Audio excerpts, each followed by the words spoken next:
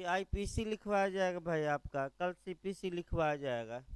आज मैंने जितना आईपीसी में पढ़ाया गया है, जो मेंस में आपका आ सकता है, हाँ हाँ, बताया गया था 2 दिन आपका लिखवाया जाएगा। और लेक्चर आपका मंडे से चलेगा। इधर जो लिखवाने का कार्यक्रम है इधर आपका, क्योंकि ये भाई घर से अभी लोग आए नहीं, इसलिए अच्छा है कि आपका लिखवाना है तो लिखवा दिया जाए इधर। और सोमवार से आपका लेक्चर चलेगा। लिखिए भाई, प्रश्न बनाइए, जो नए नए प्रश्न भी आ रहे हैं भी आपका तमाम राज्यों में। यानी कि कुछ अब आपका नए नए प्रश्न भी आ रहे हैं शुरुआती दौर में, वो भी लिखवाना पड़ेगा। लिखिए, प्रश्न बनाइए। तो पहला, निर्दोषिता की उपधारणा से आप क्या समझते हैं? प्रश्न बना लीजिए। यानी कि प्रिजम्पशन ऑफ इनोसेंस, इसको इंग्लिश में कहते हैं। निर्दोषिता की उपधारणा से आप क्या समझते हैं? इसकी अपवादों सहित व्याख्या करिए। निर्दोषिता की उपधारणा से आप क्या समझते हैं? इसकी अपवादों सहित व्याख्या करिए।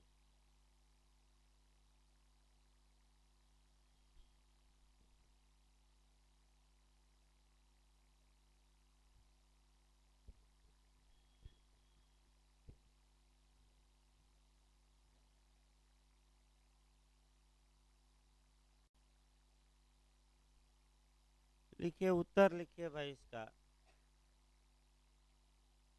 इंग्लैंड के कॉमन लॉ का उत्तर लिखिए। इंग्लैंड के कॉमन लॉ का यह सिद्धांत है कि इंग्लैंड के कॉमन लॉ का, कॉमन लॉ माने सामान्य विधि, जो परंपराओं पर आधारित हो। इंग्लैंड के कॉमन लॉ का यह सिद्धांत है कि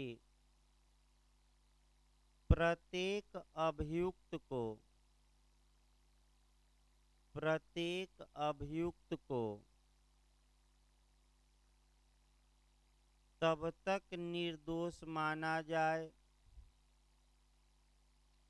निर्दोष माने इनोसेंस, तब तक निर्दोष माना जाए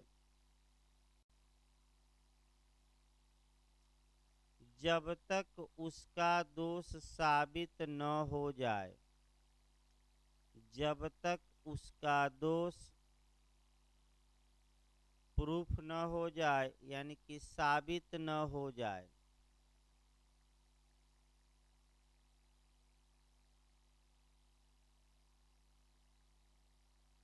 खड़ी पैर देकर इसी लाइन में लिखना है। जब अभियुक्त न्यायालय के समक्ष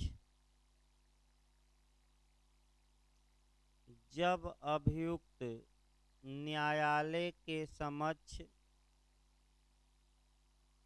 हाजिर होता है या लाया जाता है, जब अभियुक्त न्यायालय के समक्ष हाजिर होता है या लाया जाता है, तब न्यायालय यह मानकर चलता है कि तब न्यायालय यह मानकर चलता है कि अभियुक्त ने अभिकथित अपराध नहीं किया, कि अभियुक्त ने अभिकथित अपराध नहीं किया।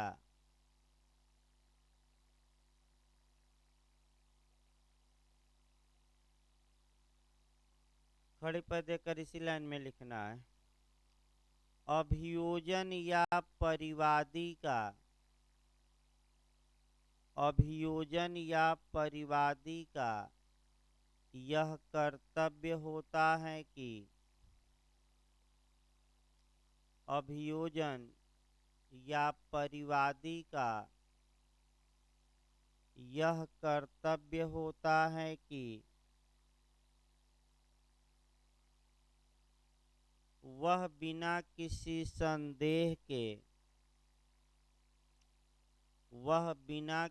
संदेह के इस बात को साबित करे कि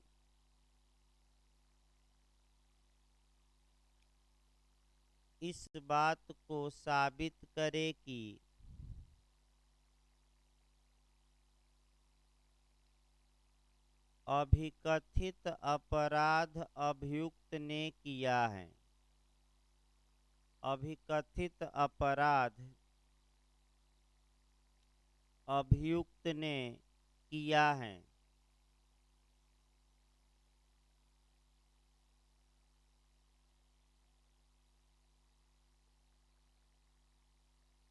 यह उपधारणा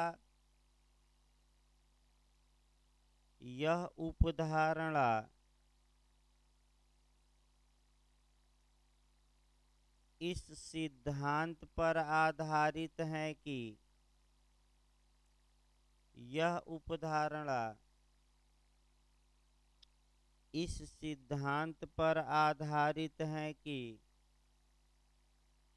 भले ही हजार अपराधी छूट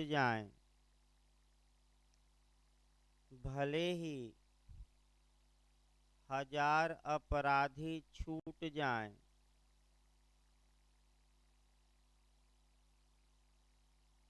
लेकिन किसी निर्दोष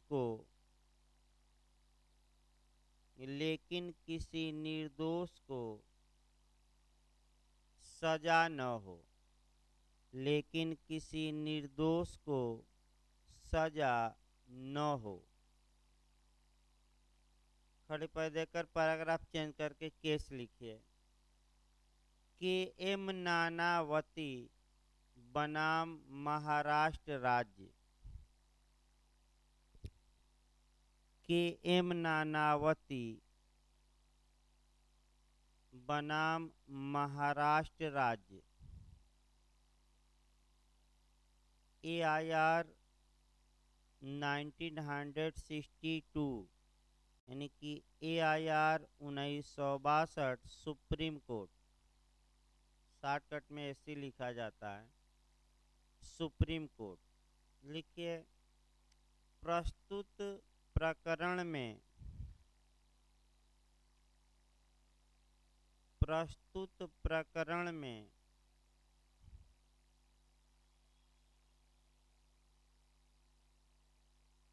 न्यायमूर्ति सुब्बाराव ने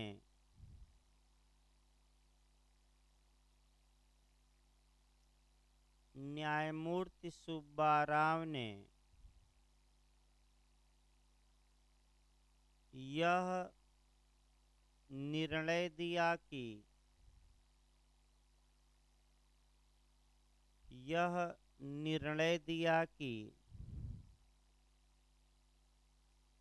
अभियुक्त के दोष को साबित करने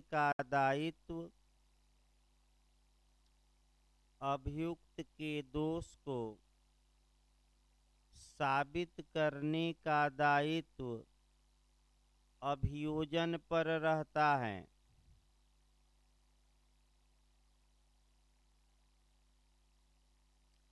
अभियुक्त के दोष को साबित करने का दायित्व अभियोजन पर रहता है। कामा देकर लिखेगा इसी में। अभियुक्त को तब तक निर्दोष समझना चाहिए, कामा देकर इसी लाइन में लिखना है। अभियुक्त को तब तक निर्दोष समझना चाहिए जब तक कि उसका अपराध साबित न हो जाए।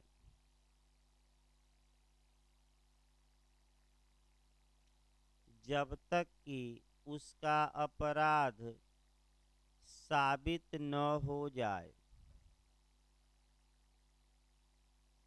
पैराग्राफ चेंज कर लीजिए फिर। वर्तमान समय में, वर्तमान समय में यह उपधारणा शिथिलीकरण की अवस्था में है। वर्तमान समय में यह उपधारणा शिथिलीकरण की, माने वीक कर दी गई है, कमजोर कर दी, शिथिलीकरण की अवस्था में है। कुछ दशाओं में, कुछ दशाओं में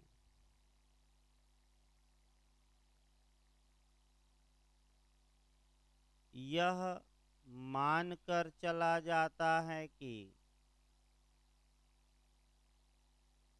कुछ दशाओं में यह मानकर चला जाता है कि अभिकथित अपराध अभियुक्त ने किया होगा। अभिकथित अपराध अभियुक्त ने किया होगा।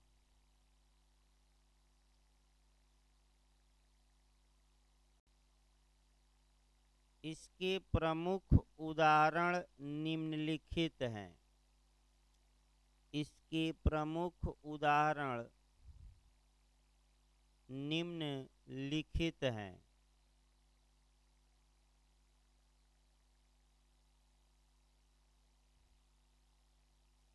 पैराग्राफ चेंज करके लिखिए। उदाहरण 1 2 3 देने पड़ेंगे कम से कम। लिखिए, भारतीय साक्ष्य अधिनियम 1872 की धारा, उदाहरण 2 या 3 दीजिएगा केवल। भारतीय साक्ष्य अधिनियम 1872 की धारा, नहीं 1872 की धारा 113 बी, कैपिटल बी लिखिएगा। 113 बी, कैपिटल बी लिखिएगा, नहीं कैपिटल बी। 113 बी में यह उपधारणा कर ली जाती है कि, यह उपधारणा कर ली जाती है कि पति या पति के नातेदारों द्वारा, पति या पति के नातेदारों द्वारा दहेज के लिए विवाहिता स्त्री की, पति या पति के नातेदारों द्वारा दहेज के लिए विवाहिता स्त्री की मृत्यु कारित की गई थी। मृत्यु कारित की गई थी।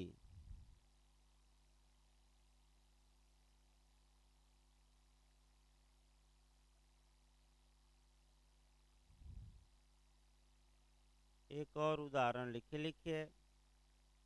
साक्ष्य अधिनियम की धारा 114 114, साक्ष्य अधिनियम की धारा 114 के तहत यदि किसी व्यक्ति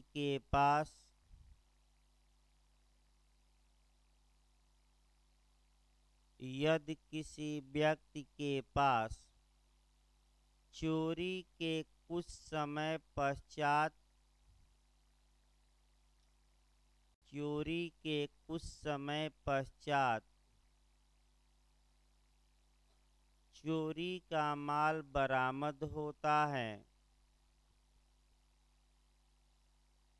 चोरी के कुछ समय पश्चात चोरी का माल बरामद होता है, तब न्यायालय यह अनुमान कर सकेगा कि उपधारणा को ही अनुमान भी कहते हैं। तब न्यायालय यह अनुमान कर सकेगा कि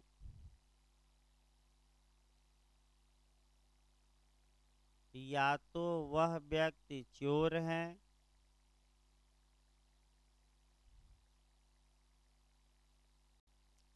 या तो वह व्यक्ति चोर है या चुराया हुआ माल जानते हुए रखा है, या चुराया हुआ माल जानते हुए रखा है।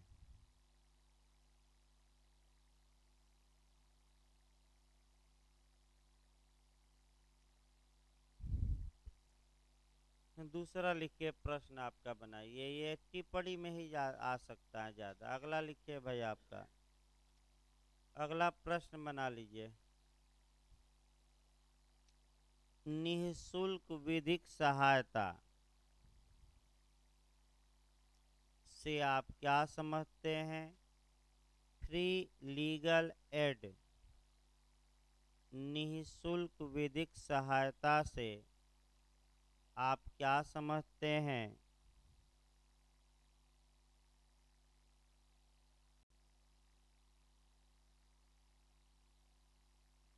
यानी कि आपका टिप्पणी या full question free legal aid दे देगा। अभी उत्तराखंड में ये बना था क्वेश्चन, भाई बता दिया जाए कहाँ बना है। ये क्वेश्चन आपका पिछली बार उत्तराखंड में बना था और वहीं 2 पेज कम से कम लिखना था। तो ऐसा लिखा जाए कि भाई सब कुछ समाहित भी हो, केस भी 1-2 इसमें आएंगे और आपका 2 पेज में आ जाए। लिखिए भाई, आपका उत्तर लिखिए इसका। प्राकृतिक न्याय का यह सिद्धांत है कि, प्राकृतिक न्याय से उठाइएगा, प्राकृतिक न्याय का यह सिद्धांत है कि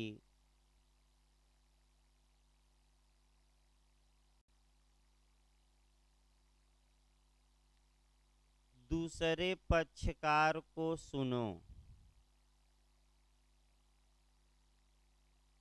दूसरे पक्षकार को सुनो,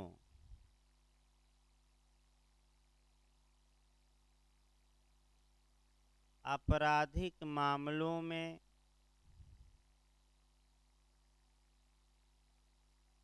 आपराधिक मामलों में दूसरा पक्षकार अभियुक्त होता है,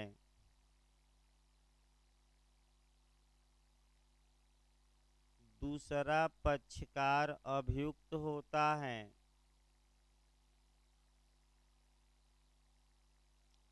अतः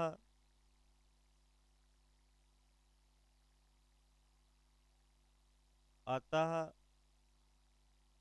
भारतीय संविधान के अनुच्छेद 22 के क्लाज 1 में, पोस्ट में 1 लिखिएगा, भारतीय संविधान के अनुच्छेद 22 के क्लाज 1 में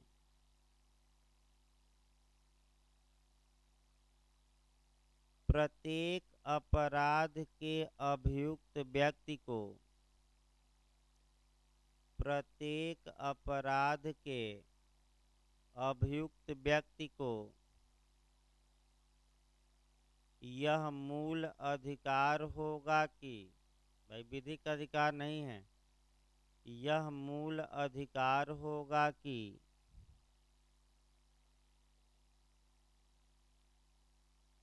वह अपने मनपसंद अधिवक्ता से, वह अपने मनपसंद अधिवक्ता से अपनी प्रतिरक्षा करा सके, वह अपने मनपसंद के अधिवक्ता से अपनी प्रतिरक्षा करा सके।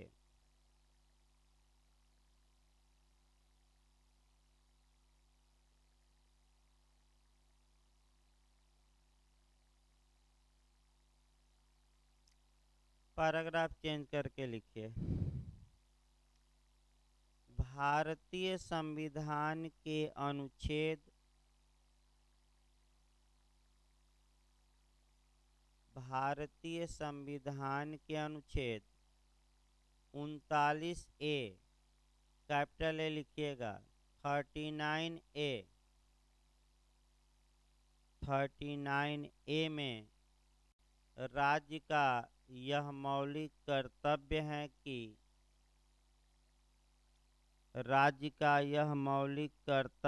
कि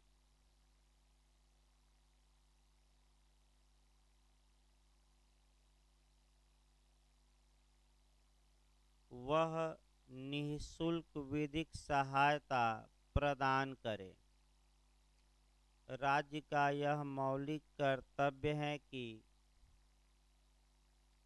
वह निःशुल्क विधिक सहायता प्रदान करे।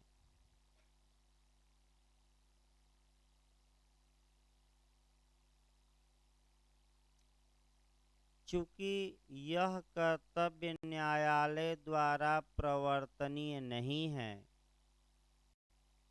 चूंकि यह कर्तव्य न्यायालय द्वारा प्रवर्तनीय नहीं है,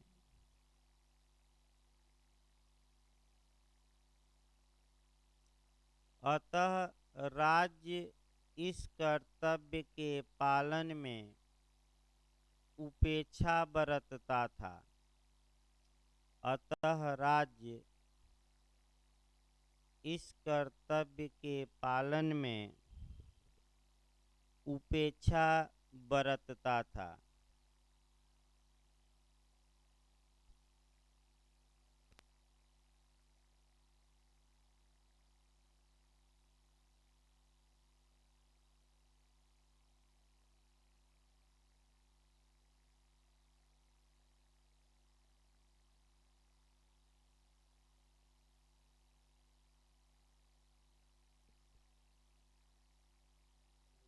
बोलिए तो।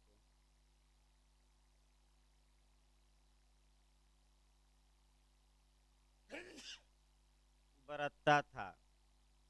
पैराग्राफ चेंज कर लीजिए। उच्चतम न्यायालय ने, पैराग्राफ चेंज करके लिखना है, उच्चतम न्यायालय ने H.M. हास्कट, ये लीडिंग केस है, ये उच्चतम न्यायालय ने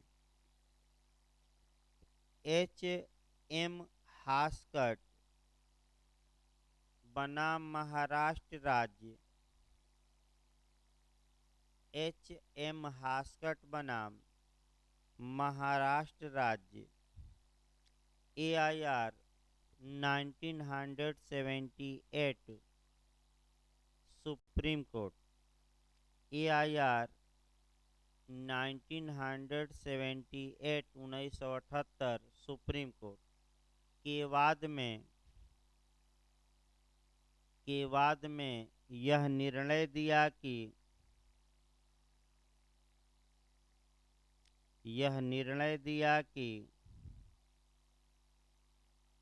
निःशुल्क विधिक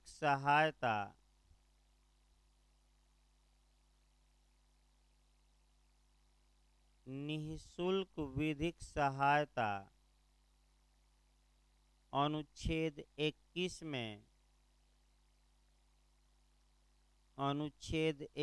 में प्राण एवं दैहिक स्वतंत्रता में समाहित है। अनुच्छेद 21 में प्राण एवं दैहिक स्वतंत्रता में समाहित है। भाई समाहित है तो मूल अधिकार हो गया आपका। अगर दे दिया कि इसी में समाहित है तो क्या हो गया? मूल अधिकार। यानी कि समाहित हैं,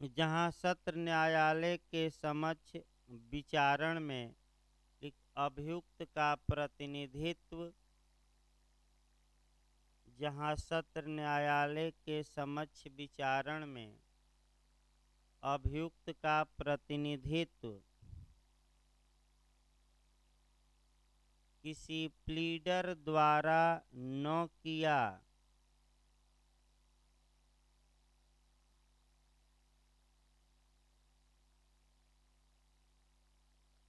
किसी प्लीडर द्वारा न किया जाए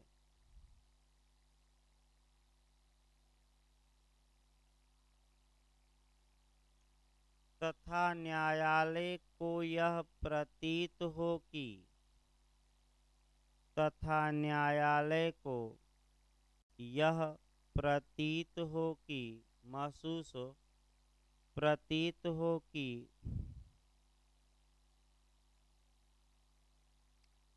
अभियुक्त के पास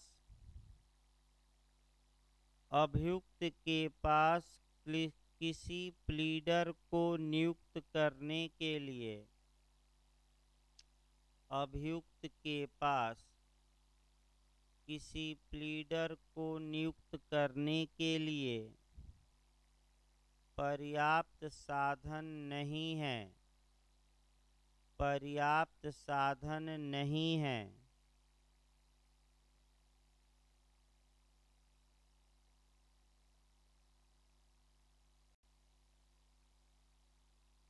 वहाँ न्यायालय अभियुक्त को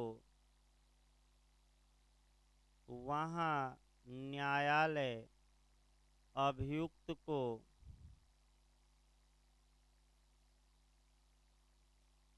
राज्य के व्यय पर प्लीडर प्रदान करेगा वहाँ न्यायालय अभियुक्त को राज्य के व्यय पर खर्चे पर प्लीडर प्रदान करेगा। पैराग्राफ चेंज करके लिखिए।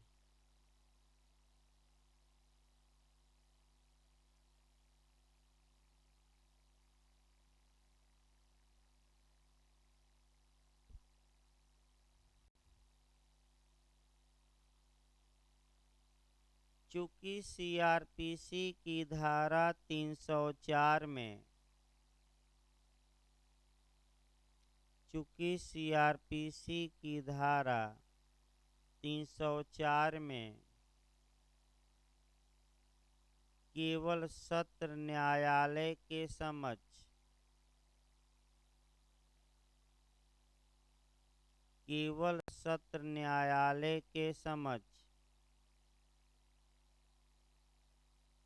तथा केवल विचारण के प्रक्रम पर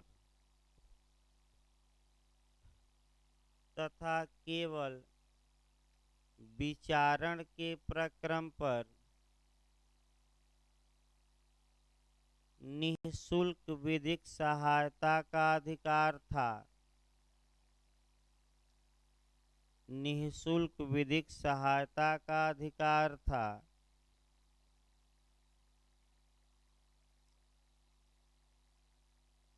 अतः उच्चतम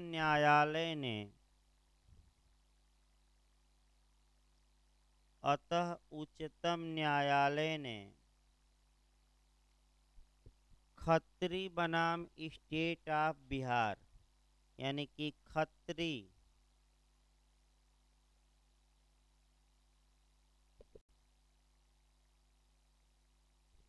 देखिए वैसे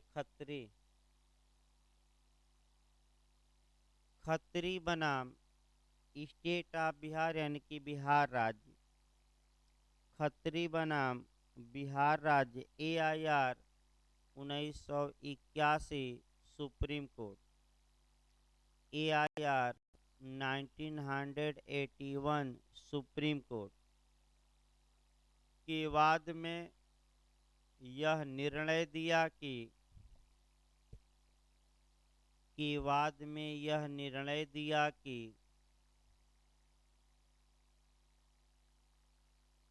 अपराध के अभियुक्त व्यक्ति को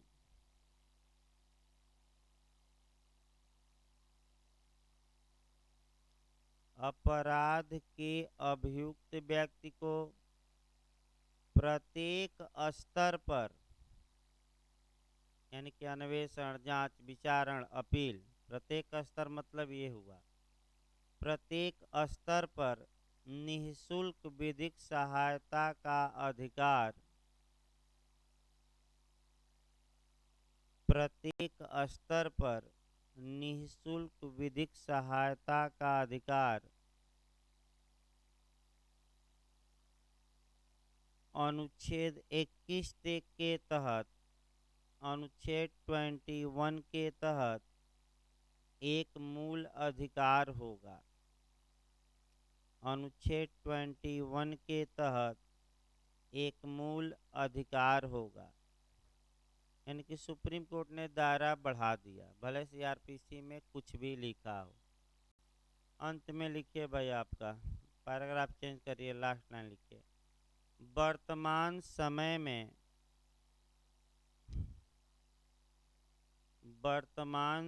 में विधिक सेवा प्राधिकरण अधिनियम 1987 के तहत, वर्तमान समय में विधिक सेवा प्राधिकरण अधिनियम 1987 के तहत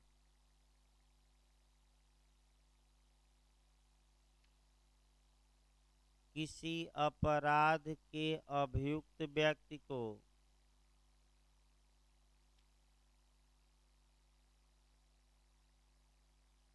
सभी प्रक्रमों पर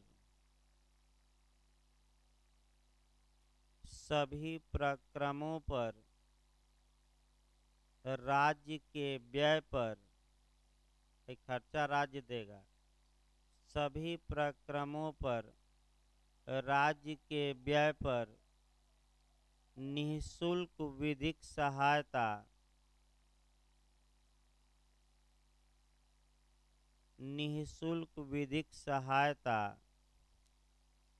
का प्रावधान किया गया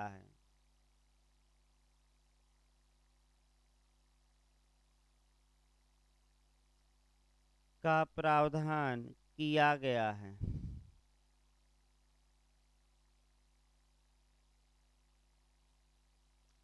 ये भी आपका क्वेश्चन पूरा हो गया। देखिए आपका मॉडल याद रखिए, पहले आपका नेचुरल, ये दिमाग में देखिए आपका पूरा लाइन बाय लाइन याद नहीं रहेगा। एक मॉडल दिमाग में बैठा लेना है कि हमें प्राकृतिक न्याय लिखना है, फिर ये प्राकृतिक न्याय आपका आडि अल्ट्रम पर्टम लिखना है, दूसरे पक्षकार को सुनो, फिर ये प्राकृतिक न्याय अनुच्छेद 22(1) में समाहित है। भाई मनपसंद के अधिवक्ता से बचाव कराने का क्या होगा, हक होगा। फिर आपका राज्य का कर्तव्य है 39A में, ये कर्तव्य नहीं निभाता था, उपेक्षा बरतता था तो केस तुरंत डालिए, कौन सा, हास्कट का।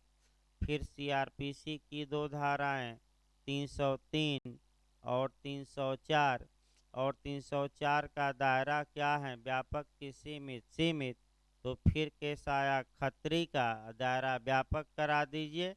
और अंत में जो संसद ने कानून बनाया है वह कानून याद रखे, विधिक सेवा प्राधिकरण नियम।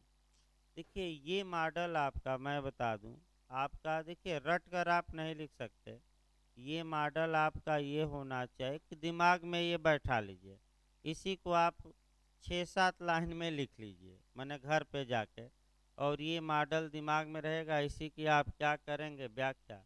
अब वो लाइन बाय लाइन रटने का भाई रट नहीं सकते आप, वो छोटे बच्चे रट्टा मारते हैं, आपका रटने वाला काम गया, समझे रहेंगे, उसी को अपनी भाषा में ही लिखना पड़ेगा।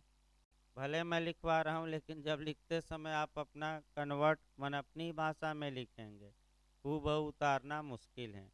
लेकिन एक मॉडल दिमाग में बैठा रहे कि हमें यहाँ से शुरू करना है और 2 केस डालते हुए अंत में आपका कानून दिखा देना है 2 लाइन, कि वर्तमान में सभी प्रकरणों पर अभियुक्त को फ्री लीगल एड राज्य के व्यय पर न्यायालय दिलवाएगा। अगला लिखिए आपका वाइकेरियस लाइबिलिटी। ये भी उत्तराखंड में पूछा गया था, इस बार पिछली बार आया था भाई। वाइकेरियस लाइबिलिटी यानी कि प्रतिनिधिक दायित्व, प्रतिनिधिक दायित्व या इसको कहते हैं प्रतिनिहित दायित्व। प्रतिनिधिक, थोड़ा 10 मिनट रेस्ट ले ली। हाँ भाई, थोड़ा दूरी बनाकर ही आप लोग बैठा करिए, फिर आपका हमारी धीरे धीरे अपना पैर पसार रही है भाई, इसीलिए आपका अभी तक एक सीट पर 3 ही लोग। हाँ, जिनको भाई मास्क पहनकर बैठना है बैठ सकता है, कोई रोक टोक नहीं है, उसमें कोई बुराई नहीं है। आपका ये नहीं कि मैंने, जो लोग मास्क पहनकर बैठना चाहते हैं क्लास में, कोई रोक टोक नहीं है। हाँ, वैसे भी अब आपका सावधानी थोड़ा ज़रूरी है, क्योंकि मैंने हाई कोर्ट में भी लोग मिल रहे हैं, बाहर भी आपका कोरोना पॉजिटिव पूरे देश में भी मिल रहे हैं। महाराष्ट्र में सबसे ज़्यादा खतरनाक स्थिति है।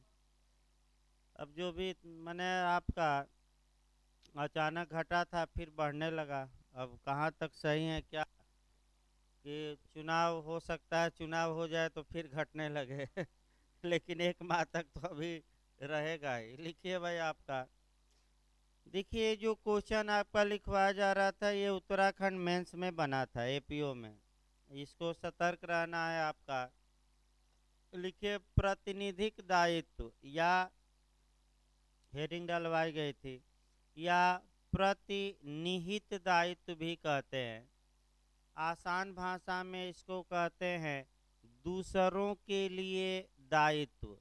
आप लिख करके लिख सकते हैं दूसरों के लिए दायित्व, दूसरों के लिए दायित्व। इंग्लिश में इसको कहा जाता है वाइकेरियस लाइबिलिटी, वाइकेरियस लाइबिलिटी।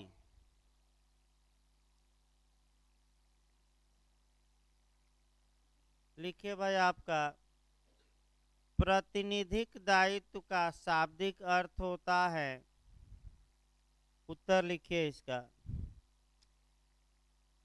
प्रतिनिधिक दायित्व का शाब्दिक अर्थ होता है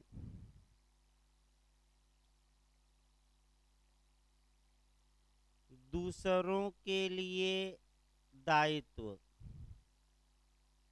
दूसरों के लिए दायित्व।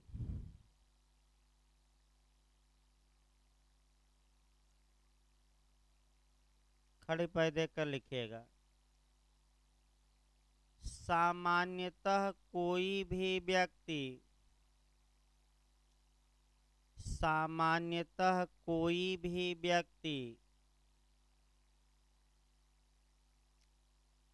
स्वयं द्वारा किए गए, सामान्यतः कोई भी व्यक्ति स्वयं द्वारा किए गए दोषपूर्ण कार्य के लिए उत्तरदायी होता है।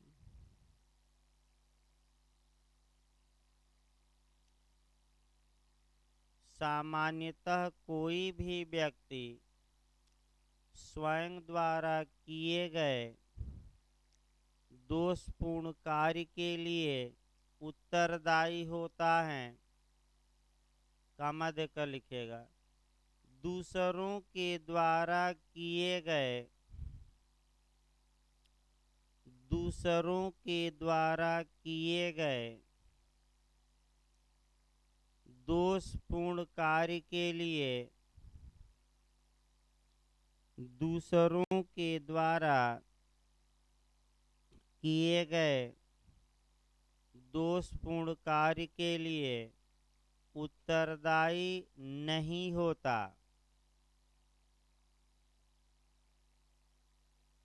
दूसरों के द्वारा किए गए दोषपूर्ण कार्य के लिए उत्तरदायी नहीं होता। लेकिन खड़ी पद देकर इसी लाइन में लिखना है, लेकिन यह विधि का पूर्ण नियम नहीं है। लेकिन यह विधि का पूर्ण नियम नहीं है। प्रतिनिधिक दायित्व का सिद्धांत इसका अपवाद है। प्रतिनिधिक दायित्व का सिद्धांत इसका अपवाद है।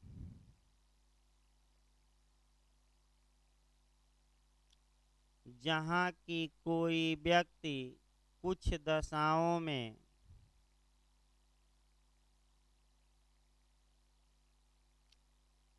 जहाँ की कोई व्यक्ति कुछ दशाओं में दूसरे व्यक्तियों द्वारा किए गए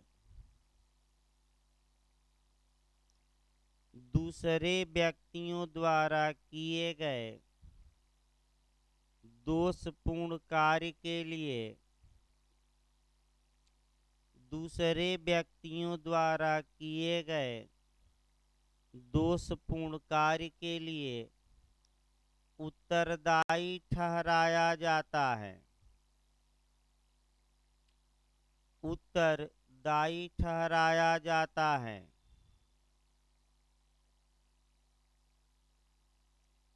पैराग्राफ चेंज करके लिखिए।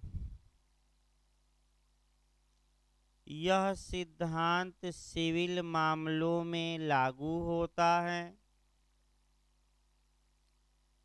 यह सिद्धांत सिविल मामलों में लागू होता है, किंतु आपराधिक मामलों में लागू नहीं होता। यह सिद्धांत, ये बिहार प्री में भी पूछा जा चुका है जे में, ये वाक्य किस में लागू होता है? तो यह सिद्धांत सिविल मामलों में लागू होता है, लेकिन आपराधिक मामलों में लागू नहीं होता। इस सिद्धांत का प्रतिपादन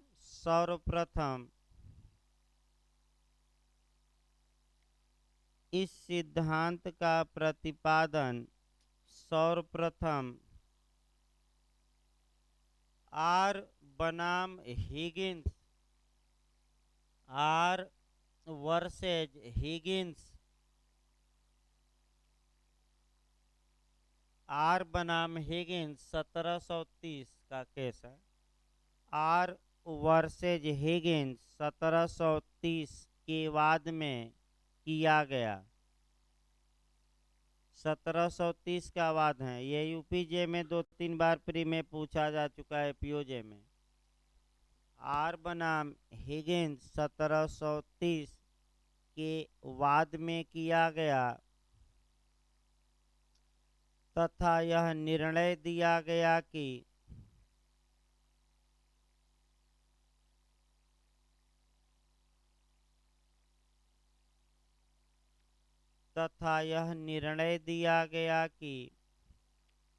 कोई भी व्यक्ति किसी दूसरे व्यक्ति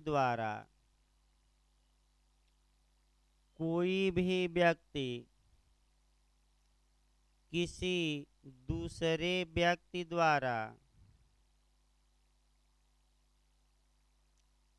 कारित अपराध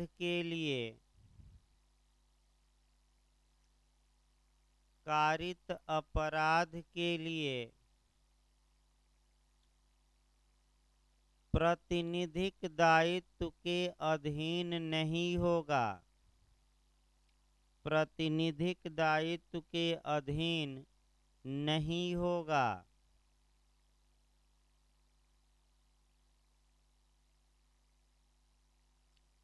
जब तक कि उसने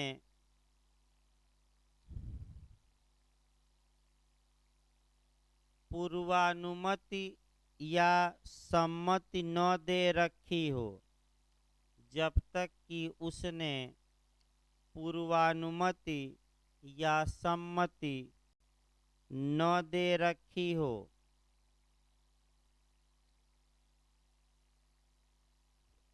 पैराग्राफ चेंज करके लिखिए। इंग्लैंड के कॉमन लॉ के तहत निम्नलिखित 3 दशाओं में इंग्लैंड के कॉमन लॉ के तहत निम्नलिखित 3 दशाओं में प्रातिनिधिक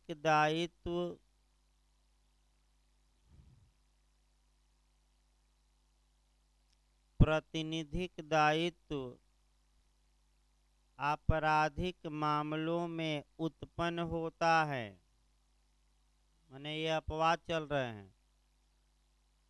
प्रातिनिधिक दायित्व आपराधिक मामलों में उत्पन्न होता है, यानी कि करेगा कोई और दंडित कोई और होगा। पहले इंग्लैंड उसके बाद भारत लिखा जाता है। फर्स्ट लिखिए अपमान लेख। 3 दशाएं हैं, तीनों याद करके जाएगा मेंस के लिए। फर्स्ट लिखिए अपमान लेख। लिखिए सेवक द्वारा प्रकाशित लेख के लिए स्वामी जिम्मेदार होता है। सेवक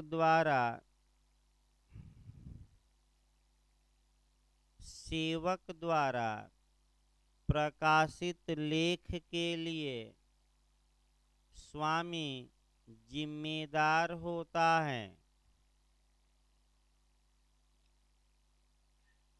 इसका वर्णन अपमान लेख अधिनियम 1843, इसका उल्लेख या वर्णन अपमान लेख अधिनियम 1843 यानी कि 1843 की धारा 7 में किया गया है। 7 दो लाइन लिखना है, केवल सेक्शन 7 में किया गया है।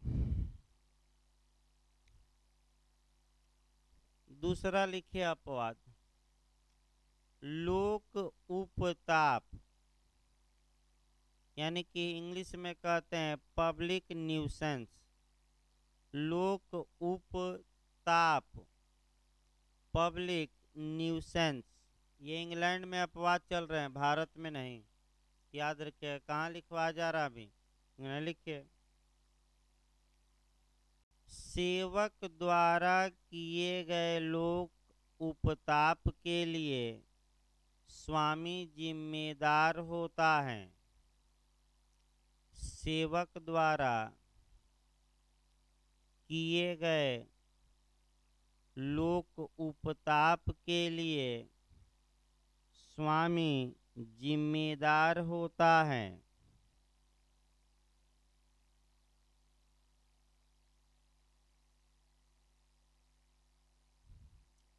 तीसरा लिखिए न्यायालय की अवमानना कंटेम्प्ट ऑफ कोर्ट।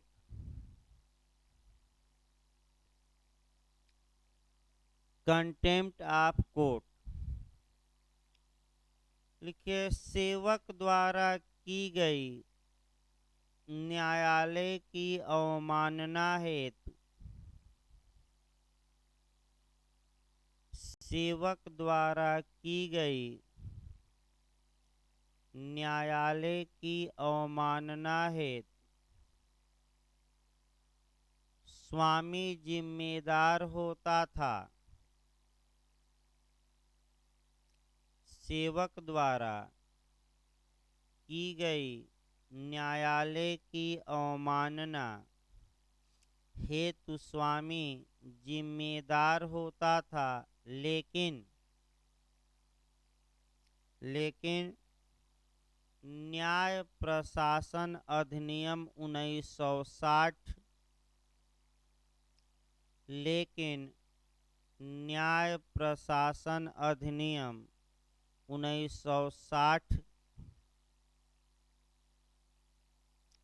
के तहत इस अपवाद को समाप्त कर दिया गया। इस अपवाद को समाप्त कर दिया गया है, यानी कि वर्तमान में इंग्लैंड में केवल 2 एक्सेप्शन बचे हैं, तीसरा अब नहीं रहा। लिखिए, आपका हेडिंग डाल लीजिए नीचे, आईपीसी के तहत प्रातिनिधिक दायित्व या भारतीय दंड संहिता के तहत प्रातिनिधिक दायित्व, अंत में भारत में दिखाना ही होगा, या आईपीसी के तहत प्रातिनिधिक दायित्व।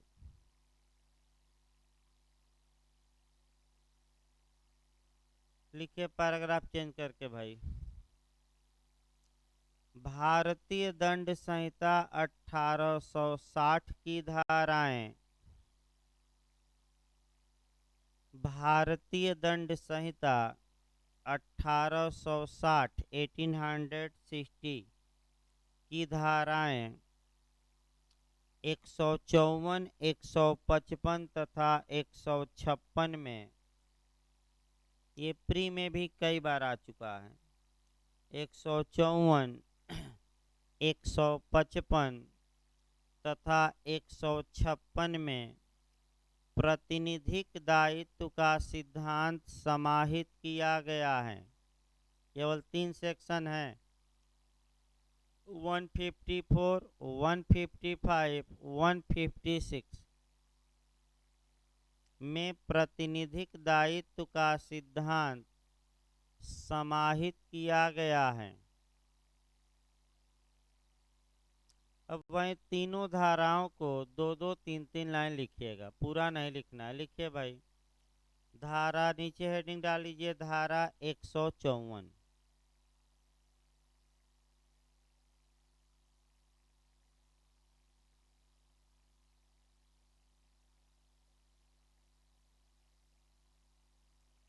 लिखिए,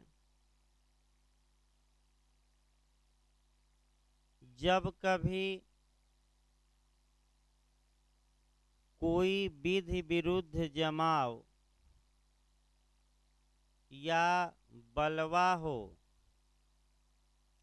जब कभी कोई विधि विरुद्ध जमाव या बलवा हो,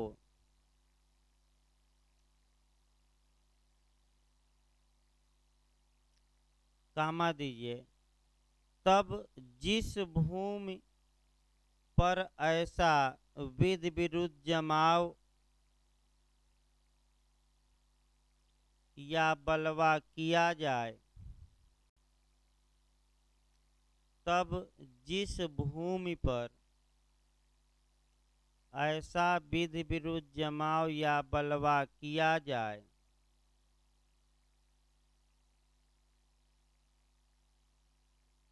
उसका स्वामी या अधिभोगी, माने उस भूमि का, उसका स्वामी या अधिभोगी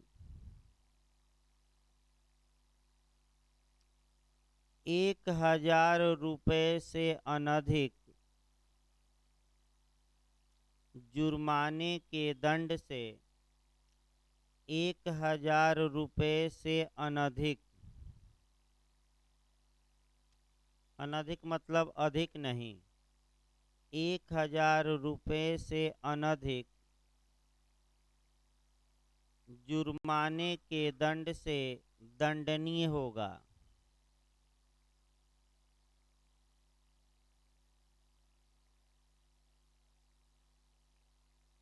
धारा 155 लिखिए भाई, आपका धारा 155,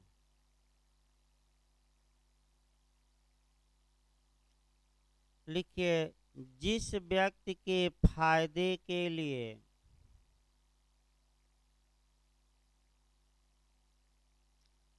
जिस व्यक्ति के फायदे के लिए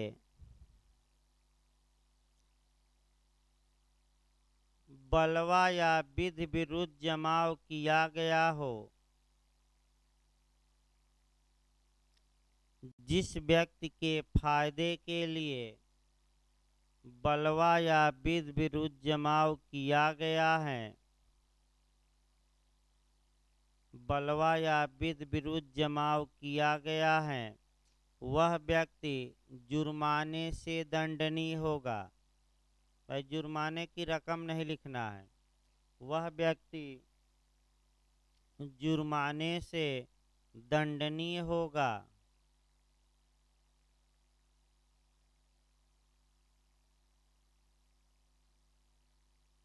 लिखिए धारा आपका 156।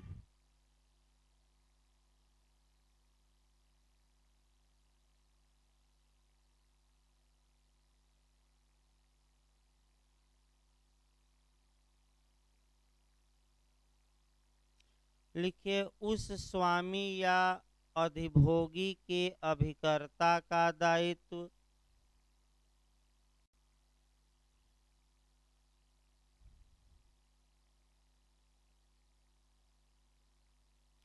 उस स्वामी या अधिभोगी, अब अधिभोगी माने कब्जाधारी, उस स्वामी या अधिभोगी के अभिकर्ता का दायित्व जिसके लिए बलवा किया जाता है,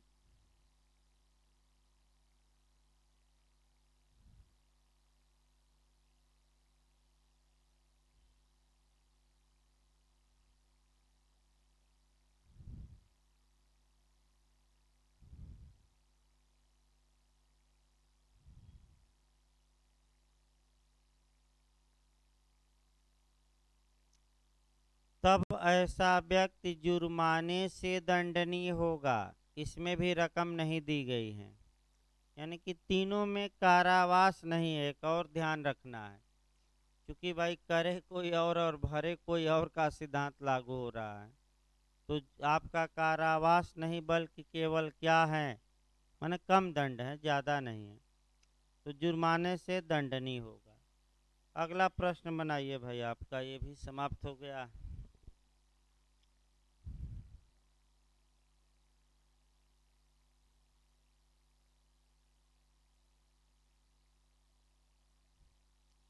अगला प्रश्न बनाइए आपका, कार्योत्तर विधियों से संरक्षण, कार्योत्तर विधियों से संरक्षण, यानी कि protection against x post facto law, इसको कहा जाता है protection against x post facto law.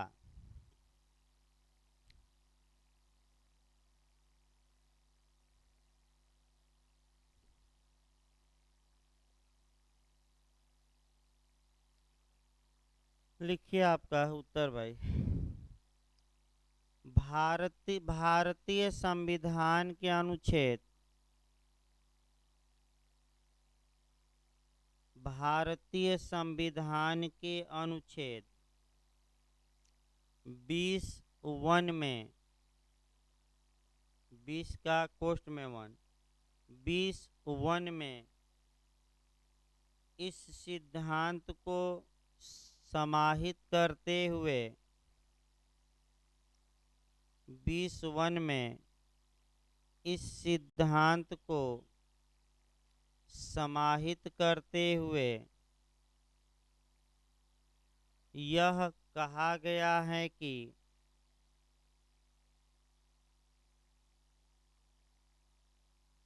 यह कहा गया है कि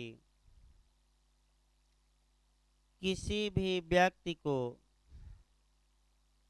कामा देकर लिखेगा, है के बाद कामा दे देना है, कहा गया है कि के बाद कामा देकर लिखिएगा, किसी भी व्यक्ति को किसी भी ऐसे अपराध के लिए,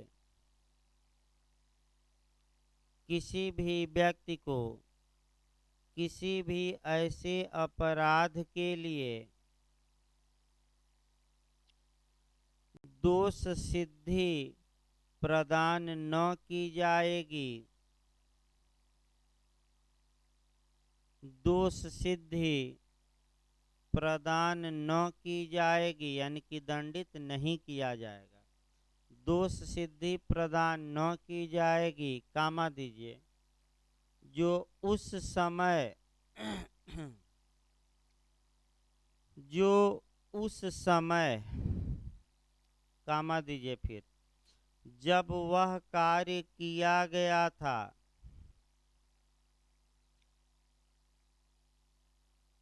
जब वह कार्य किया गया था, फिर कामा दीजिए, और जिसके लिए उसे आरोपित किया गया था, और जिसके लिए उसे आरोपित किया गया था,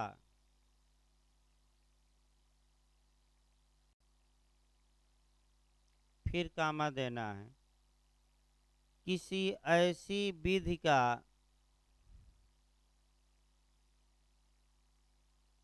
किसी ऐसी विधि का, फिर कामा देना है, जो उस समय प्रवर्तन में नहीं थी। किसी ऐसी विधि का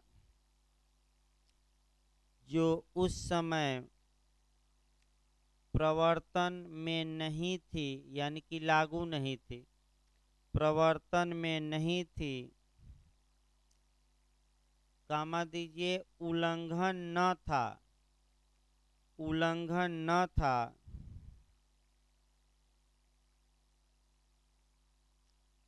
और न तो उसे उस दंड से, और न तो उसे उस दंड से अधिक दंड ही प्रदान किया जाएगा, और न तो उसे उस दंड से अधिक दंड ही प्रदान किया जाएगा, जो उस समय जब कार्य किया गया था, जो उस समय जब कार्य किया गया था, किसी प्रवर्तित विधि के अंतर्गत, किसी किसी प्रवर्तित विधि के अंतर्गत निश्चित था, निश्चित था। पैराग्राफ चेंज करके लिखिए।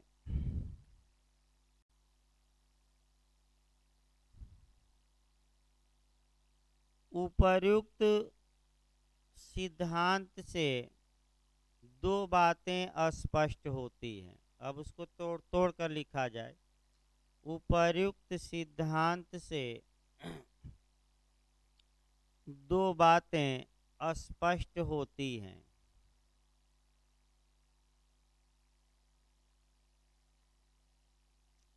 फर्स्ट लिखिए,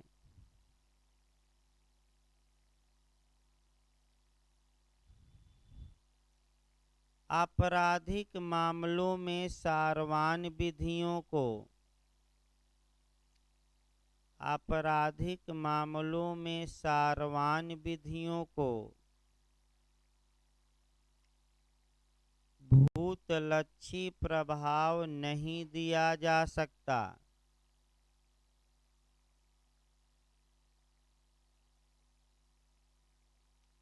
यानी कि रिप्रास्पेक्टिव आपका इफेक्ट नहीं दे सकते, भूतलक्षी प्रभाव नहीं दिया जा सकता। सेकंड लिखिए, कोई भी विधि व्यक्ति को उस दंड से, कोई भी विधि व्यक्ति को उस दंड से अधिक दंड से दंडित नहीं कर सकती, कोई भी विधि व्यक्ति को उस दंड से अधिक दंड से दंडित नहीं कर सकती जो उस समय जब कार्य किया गया था विधि के अंतर्गत निश्चित था। विधि के अंतर्गत निश्चित था।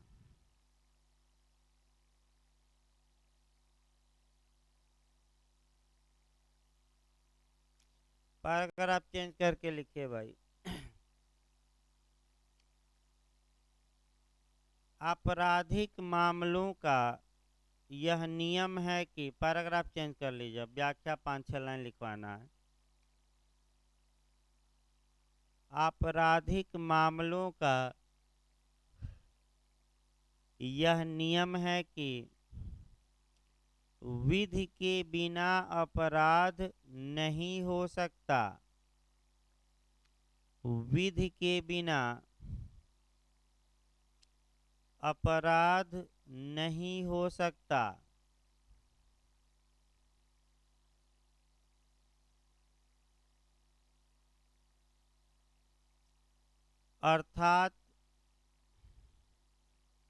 अर्थात कोई व्यक्ति किसी कार्य के लिए तब तक दंडित नहीं किया जाएगा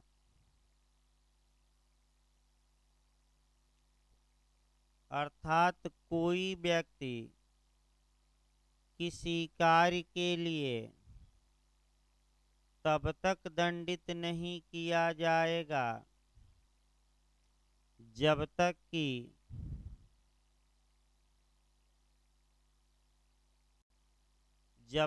कि वह कार्य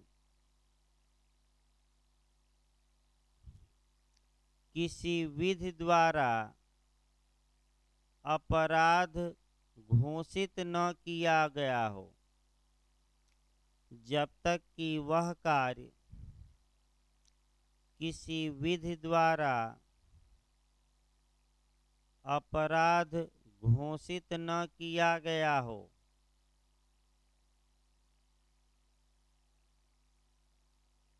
यदि कार्य के पश्चात विधि मनाई जाती है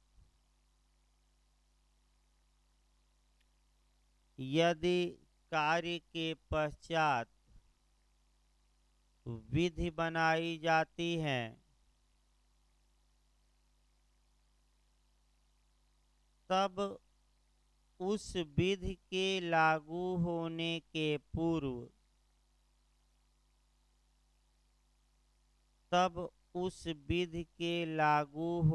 के पूर्व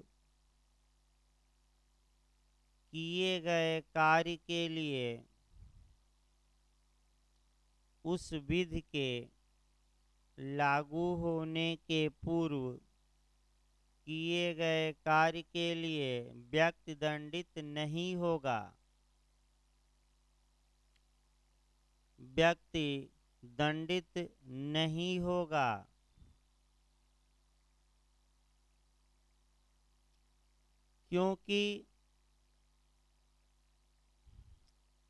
क्योंकि आपराधिक विधि को भूतलक्षी प्रभाव नहीं दिया जा सकता। क्योंकि आपराधिक विधि को भूतलक्षी प्रभाव नहीं दिया जा सकता।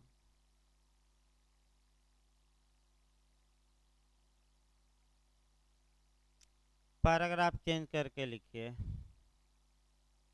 किसी अपराध के अभियुक्त व्यक्ति को, पैराग्राफ चेंज कर लीजिएगा, किसी अपराध के अभियुक्त व्यक्ति को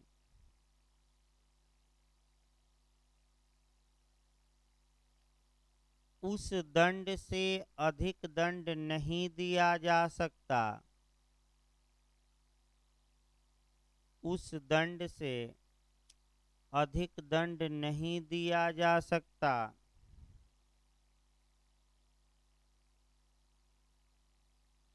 जो अपराध करते समय विधि में प्रावधानित था, यानी विधि में दिया गया था। जो अपराध करते समय विधि में प्रावधानित था, यानी कि अगर 10 साल का है और उस समय उस दिन अपराध किया और एक दिन बाद 12 साल दंड हो गया तो 12 साल नहीं पाएगा, कितना, जितना उस दिन दंड था उससे अधिक सजा नहीं पाएगा। इसी में एक लाइन और लिखना है, लेकिन यदि विधि में संशोधन करके, लेकिन यदि विधि में संशोधन करके दंड की मात्रा कम कर दी जाती है, यदि विधि में संशोधन करके दंड की मात्रा कम कर दी जाती है, तब अभियुक्त इसका लाभ उठाने का हकदार होगा, तब अभियुक्त इसका लाभ उठाने का हकदार होगा।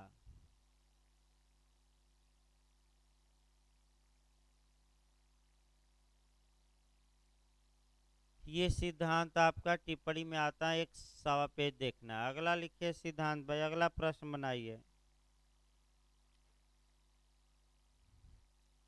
Protection against double jeopardy, Hindi में लिखिए दोहरे दंड से संरक्षण, इंग्लिश में protection against double jeopardy, Hindi में लिखिए दोहरे दंड से संरक्षण। आप लिख करके लिखिएगा, 3-4 शब्द पूछा जाता है। दोहरे जोखिम से संरक्षण, दोहरे जोखिम से संरक्षण। फिर आप लिख करके लिखिए दोहरे खतरे से संरक्षण, दोहरे खतरे से संरक्षण।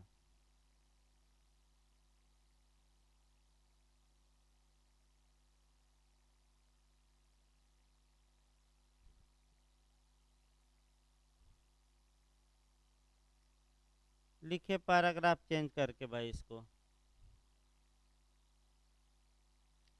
लिखिए आपराधिक न्याय प्रशासन का, उत्तर लिखिए अब, आपराधिक न्याय प्रशासन का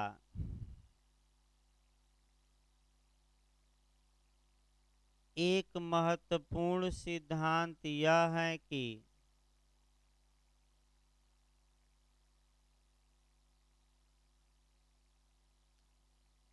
एक महत्वपूर्ण सिद्धांत यह है कि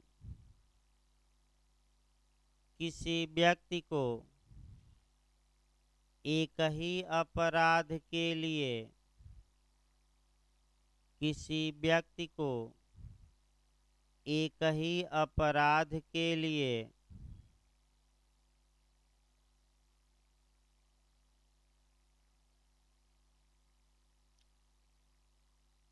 दो बार दंडित न किया जाए,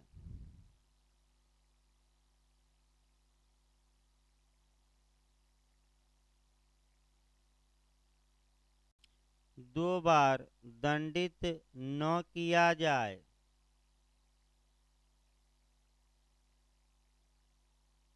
यह सिद्धांत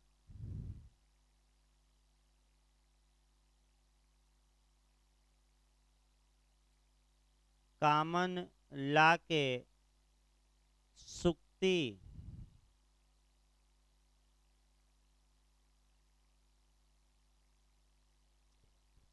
नेमो, NEMO, इंग्लिश वर्जन लिख लीजिएगा भाई।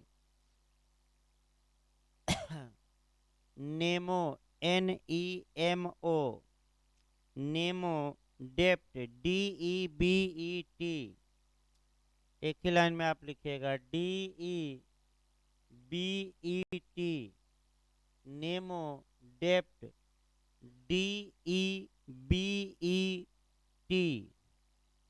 डेप्ट।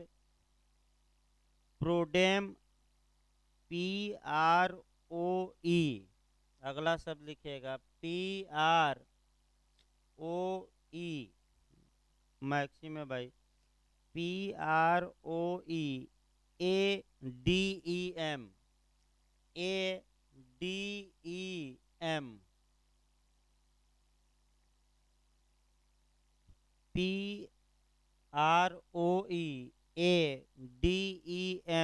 इसके बाद लिखिए काजा, CAUSA, CAUSA,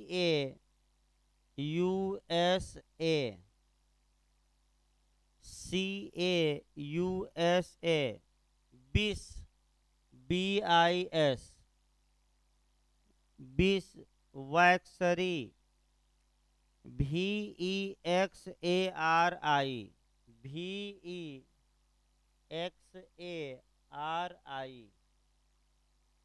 VEXARI,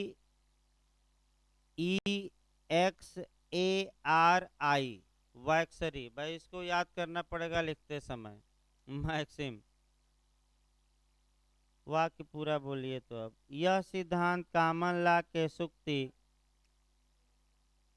हाँ, पर आधारित हैं, पर आधारित हैं, जिसका अर्थ है, जिसका अर्थ है, हिंदी में अर्थ लिखिए, जिसका अर्थ है किसी भी व्यक्ति को, किसी भी व्यक्ति को एक ही हेतु के लिए, एक ही हेतु मतलब एक ही काज ऑफ एक्शन के लिए, किसी भी व्यक्ति को एक ही हेतु के लिए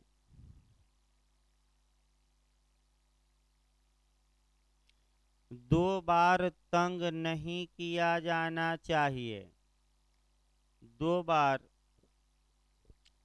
तंग नहीं किया जाना चाहिए।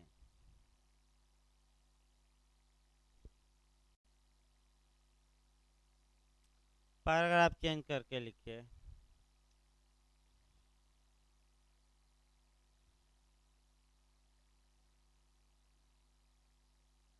भारत के संविधान के अनुच्छेद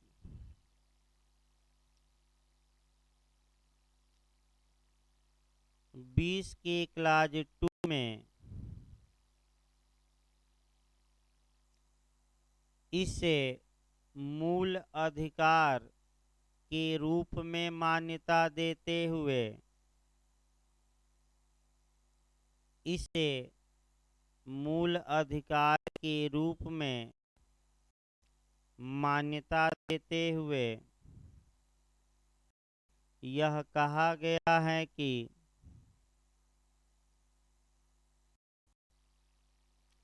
यह कहा गया है कि किसी भी व्यक्ति को, की के बाद कामा दे दीजिएगा, कि किसी भी व्यक्ति को उसी अपराध के लिए, किसी भी व्यक्ति को उसी अपराध के लिए एक बार से अधिक, एक बार से अधिक अभियोजित व दंडित नहीं किया जाएगा, अभियोजित व दंडित नहीं किया जाएगा।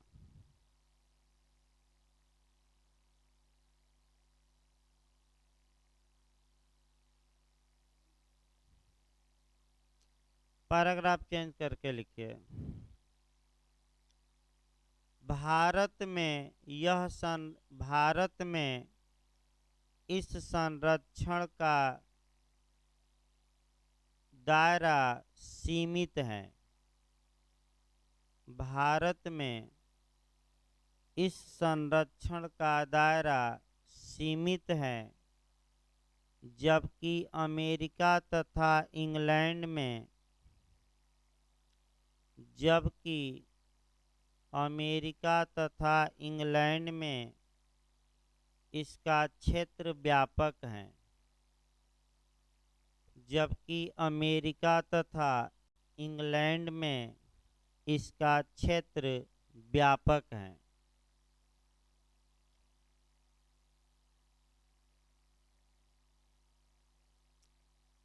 लिखिए, इसी में लिखिए, भारत में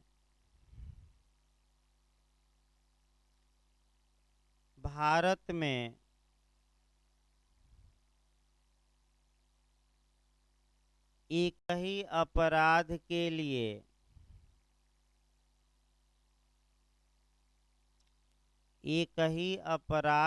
लिए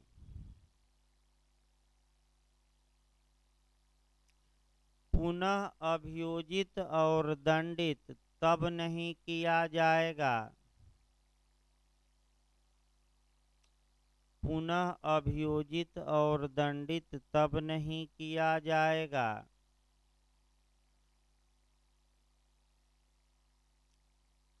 जब ऐसा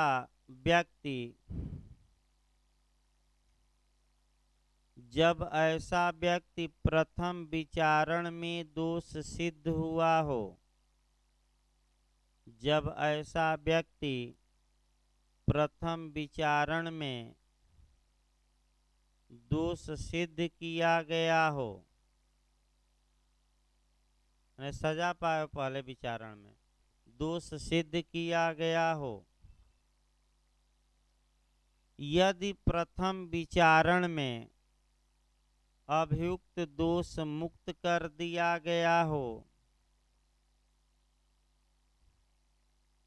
यदि प्रथम विचारण में अभियुक्त दोष मुक्त कर दिया गया हो, तब उसी अपराध के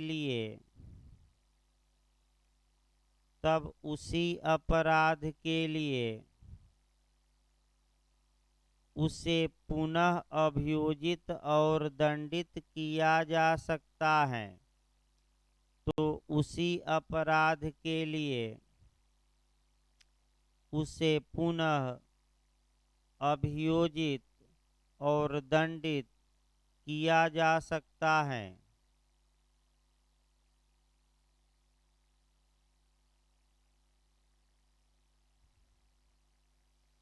पैराग्राफ चेंज करके लिखिए।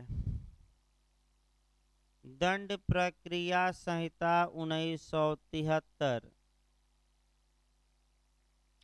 यानी कि CRPC 1973 की धारा 300 के क्लाज 1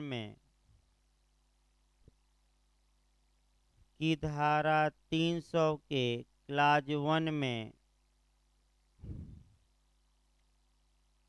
भी यह सिद्धांत समाहित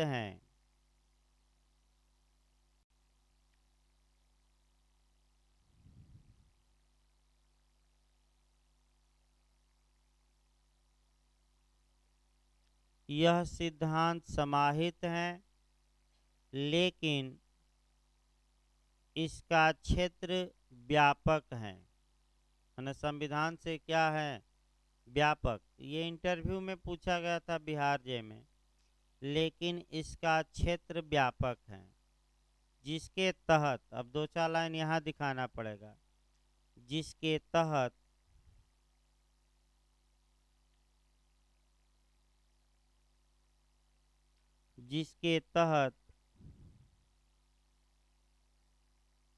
किसी व्यक्ति को उसी अपराध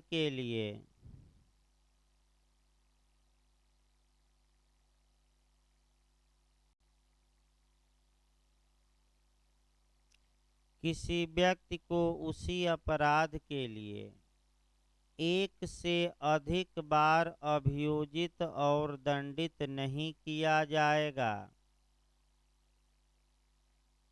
एक से अधिक बार अभियोजित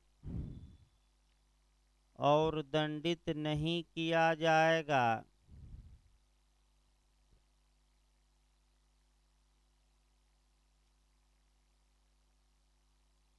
जिसके लिए वह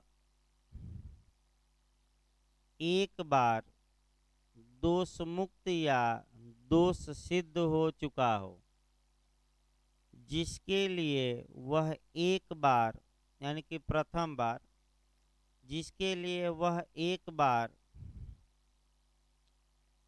दोष सिद्ध या दोष मुक्त हो चुका हो, यानी कि या तो वह बाइज्जत बरी हुआ था या उसे क्या मिली थी, सजा, दोनों में बचाव देगा। दोष मुक्त या दोष सिद्ध हो चुका हो। देखिए आपका इंटरव्यू में पूछा था कि एरिया किसका व्यापक है, तो सीआरपीसी का है, क्योंकि वहाँ दंडित हो तब, यहाँ बाइज्जत बरी हो तब भी बचाव मिलेगा। पैराग्राफ चेंज करके लिखिए, इस सिद्धांत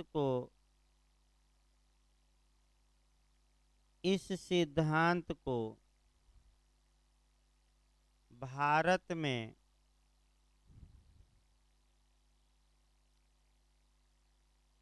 द जनरल क्लॉज एक्ट 1897 यानी कि साधारण खंड अधिनियम 1897,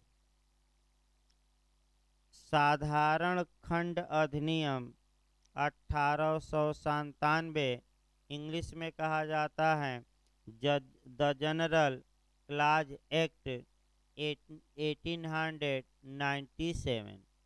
देखिए इसमें कुछ सामान्य नियम दिए गए हैं, कुछ परिभाषाएं भी हैं शब्दों की। लिखिए वाक्य बोले, तो इस सिद्धांत को भारत 97, या हिंदी में लिखना चाहते हैं तो भाई सामान्य या साधारण खंड अधिनियम 1897 1897 की धारा 26 में, की धारा 26 में समाहित करते हुए यह कहा गया है कि समाहित करते हुए यह कहा गया है कि के बाद कामा देकर लिखिएगा, जहां कोई कार्यालोप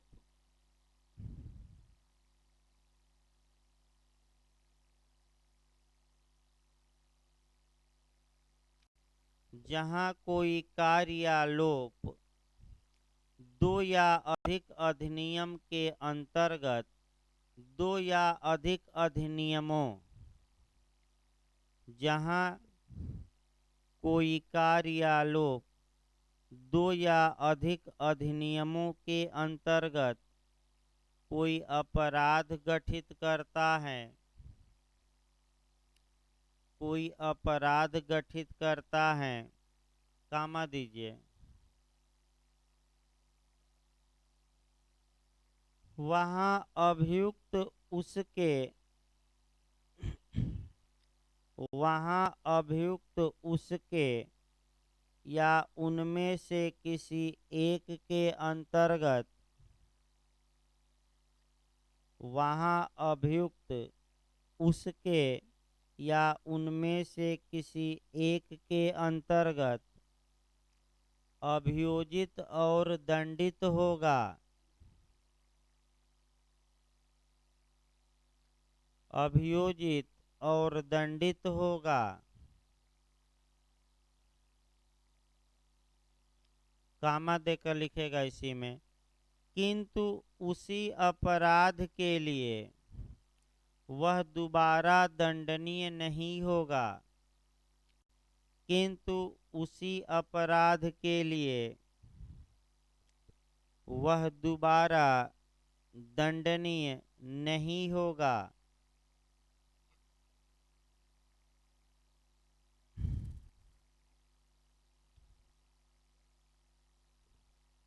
ये आपका अगला आप सिद्धांत लिखिए, समाप्त हो गया ये भाई आपका, यानी कि 3 एंगल से दिखाइएगा। एक संविधान, दूसरा सीआरपीसी और तीसरा जनरल क्लॉज एक्ट। और आपका इंग्लैंड और अमेरिका का सीमित दायरा रखिएगा, वहाँ ज़्यादा बचाव है। अगर एक बार मुकदमा चला बाइज्जत बरी हो गया तब भी, और एक बार मुकदमा चला दंड पाया तब भी। लेकिन भारत में जो बचाव है आपका, वह भाई संविधान का जो दायरा है वह सीमित दायरा है।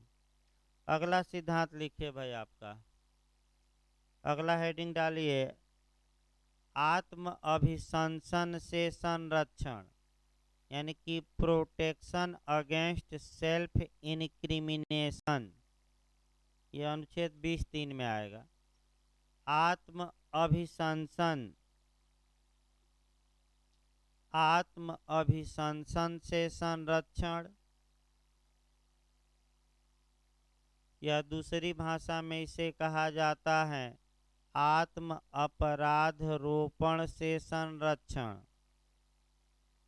दूसरी भाषा में लिख लीजिएगा, आत्म अपराध रोपण से संरक्षण, आत्म अपराध रोपण से संरक्षण, प्रोटेक्शन अगेंस्ट सेल्फ इनक्रिमिनेशन। लिखिए,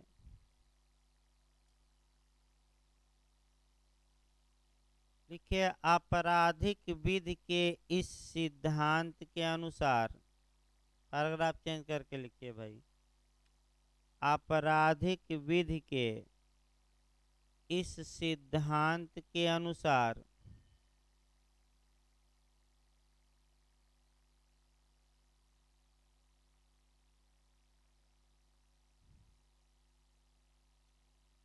किसी अपराध के अभियुक्त व्यक्ति को, किसी अपराध के अभियुक्त व्यक्ति को अपने ही विरुद्ध, अपने ही विरुद्ध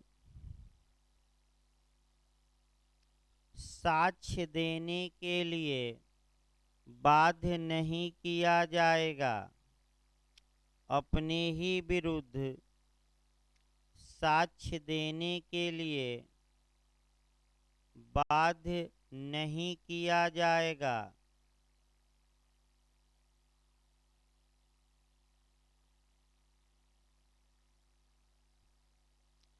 यह सिद्धांत भारतीय संविधान के अनुच्छेद 20 के क्लॉज 3 में समाहित है। यह सिद्धांत भारतीय संविधान के अनुच्छेद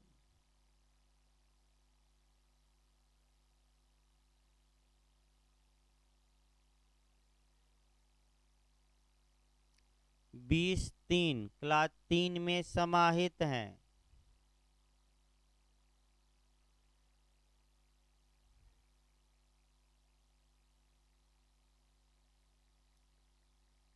यह सिद्धांत आपराधिक विधिशास्त्र का एक महत्वपूर्ण सिद्धांत है। यह सिद्धांत आपराधिक विधिशास्त्र का एक महत्वपूर्ण सिद्धांत है, जिसके तहत जिसके तहत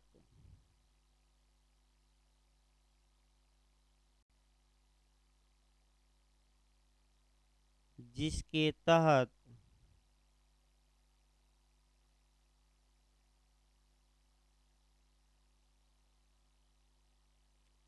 किसी अपराध का अभियुक्त व्यक्ति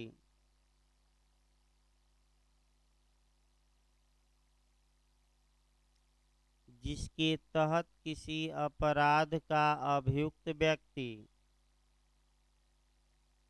ऐसा साक्ष्य प्रस्तुत करने के लिए ऐसा साक्ष्य प्रस्तुत करने के लिए बाध्य नहीं किया जाएगा। ऐसा साक्ष्य प्रस्तुत करने के लिए बाध्य नहीं किया जाएगा।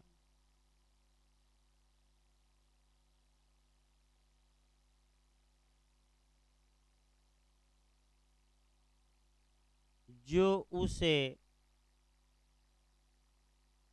आपराधिक अभियोजन की आशंका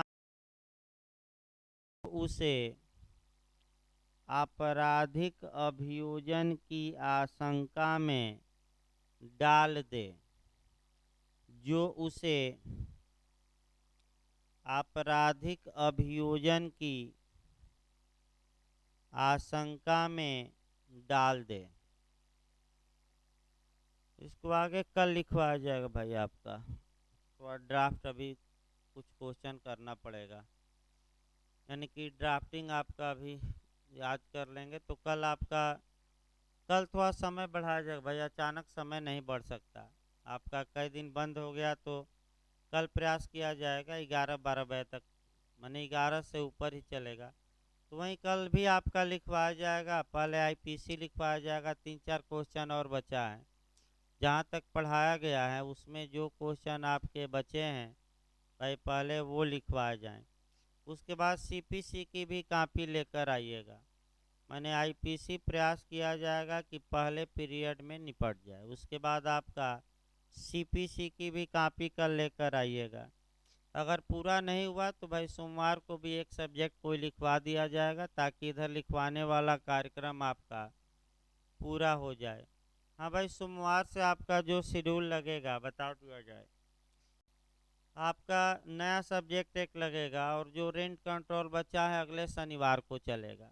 एक दिन का लेक्चर है तो उस दिन आपका सीपीसी रोक के और 2 घंटा पूरा रेंट कंट्रोल चला दिया जाएगा।